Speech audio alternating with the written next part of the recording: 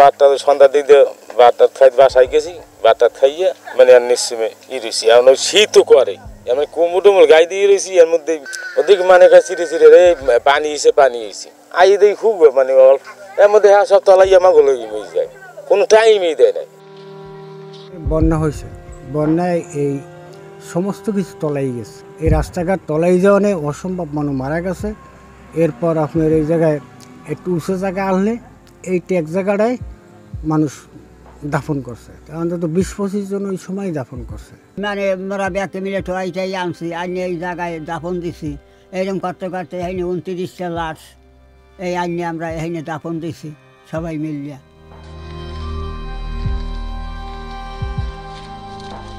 সিডরের দিনটা খুবই ভয়াবহ ছিল, কারণ পানি হয়েছে প্রায় 8 ফুটের মতো পানি হয়েছে। তো নলটোনা নদীর পরে বেড়িবাঁধ তো ভালো না, বেড়িবাঁধ এই হয় না, কাজ হয় বলতে খুবই নামমাত্র কাজ হয়। হ্যাঁ, ঝড় বৃষ্টি বন্যা হইলে মানুষ কেডা কমে যাইয়ে দাঁড়াইবে কোন স্থান নাই। পটকাখালী একটা স্কুল আছে, হ্যাঁ খুব ঝুঁকিপূর্ণ।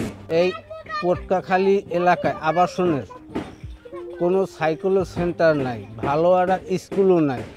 ঝড় বৃষ্টি বন্যা হইলে কেডা কমে যাইয়ে যে স্থান নেবে এমন কোনো পথ নাই।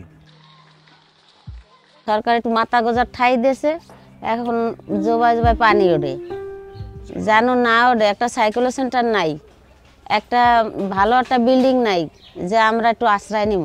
আমরা সবসময় ভয়, আমাকে মনের মধ্যে সবসময় ভয় থাকে। এখন আমাকে পানিতে এইখান তলাই যাই, সাইকেল সেন্টার লাগে, বেরি বেঠে ছুটি গেছে, আমাকে এইটার দরকার। এই 2007 সালে যখন বন্যা হয়েছে তখন এখানে পানি হয়েছে আমাদের এই পর্যন্ত পানি হয়েছে। এখানে একটা পাশাপাশি একটা ডুমঘর আছে, ডুমঘরের জায়গাটা টুস আছে, সেই ডুমঘরও পানি হয়েছে। তা সাধারণত এনে কিছু প্রতিবন্ধী মানুষ আছে, কিছু অসহায় মানুষ আছে, তাদেরকে এখান থেকে যখন বাসায় নিয়ে যায়, কিছু মা বোন ছেলে, তাদেরকে আমরা ধরে ধরে নিয়ে এখানে এই ডুমঘরটা নিয়ে উঠাইছি। পরবর্তীতে একজন প্রতিবন্ধী ছিল, তাকে আমরা কুলে করে আনিয়ে সেই ডুমঘরে রাখছি। তো আমি অন্যের বাচ্চা উদ্ধার করতে গিয়া আমার নিজের 5 বছরের বাচ্চা মারা যায়। আমার শ্বশুর আসে আমাদেরকে নিতে, আমার শ্বশুর এখানেই মারা যায়। আমার ভাতিজা ক্লাস 8 পরে, সে এখানে মারা যায়।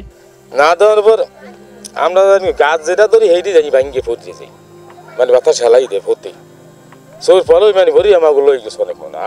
আমি খালি একা আনলাম এই জায়গায় একটা সেগুন একটা বাদাম গাছ ধরিয়া এইটা আর ইয়ে হয় না, এইটা লুললে আর কি এই রয়েছি আমি হাতুড়ে ধরি। আমরা একটু সাহায্য চাই যে সরকারের কাছে, যে আমরা যেন একটু সাইকেলের সেন্টার পাই, আমরা যেন একটু যাই বাঁচতে পারি। তো নলটোনা বেড়িবাঁধ এখন পর্যন্ত এই সিডর গেছে, এখন পর্যন্ত কোনো বেড়িবাঁধ সংস্কার তেমন হয় নাই। আর ব্লকের কথা হয় বা কি বলে ওই ব্যাগগুলো দিয়ে যে ব্লক করবে, সেগুলোও হয় না এখন পর্যন্ত। শুনি যে আমরা হইবে, কিন্তু হয় নাই। বাই ধরে না জানে কালে যে গাঙ্গে নাও বোরে হ্যাঁ গেলে ডর হারে না, যে এইটাতেই তো আমাকে নাও বসলে, তো হ্যাঁ আইলেই তো হ্যাঁ একটা ভয় বাজে, তার বললে আইলে আমাকে অনেক কিছু ভয় বাজে না। এখন এইভাবে যদি চলতে থাকে, বন্যা যে আজকের হয়েছে আবার সামনে যে হবে না, এত কোনো গ্যারান্টি নেই। কিন্তু মূলত আমাদের এখানে বিশেষ করে একটা সাইকেল সেন্টার অবশ্যই দরকার, কারণ আমাদের এখানে পাশাপাশি আরও 2টি আবাসন আছে। আমাদের যে মা বোন ছোটো ছোটো বাচ্চা কাছে এদের নিয়ে রাত্রিবেলা এখানে যাইতে আমাদের খুব কষ্ট হয়। তো সেই থেকে আমরা সরকারের কাছে বলতেছি যে আমাদের রাস্তাটা ঠিকসই বেরিবাত একটা, যে রান্দায় যেভাবে ব্লক দিয়েছে ওইভাবে যদি দেয়, রান্দায় যে হারে গভীর তার 10 ভাগের 1 ভাগ গভীর আমাকে খায় না। অথচ আমাদের এখানে কাজটা কেন যে এই অনুন্নত দেয় এটা বলতে পারি না।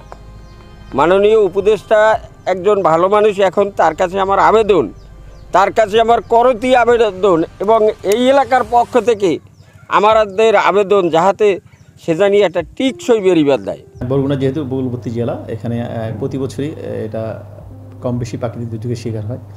তার মধ্যে 2007 সালের যে সিডর, সেটা নিয়ে আপনি কোশ্চেনটি প্রথমে শুরু করেছেন, তো তখন কিন্তু ব্যাপক ক্ষয়ক্ষতি হয়েছে। এর পরবর্তীতে যদি আপনি ধারাবাহিকভাবে দেখেন, অনেকগুলো প্রাকৃতিক দুর্যোগ হয়েছে, কিন্তু ক্ষয়ক্ষতির পরিমাণ আস্তে আস্তে অনেক কমছে।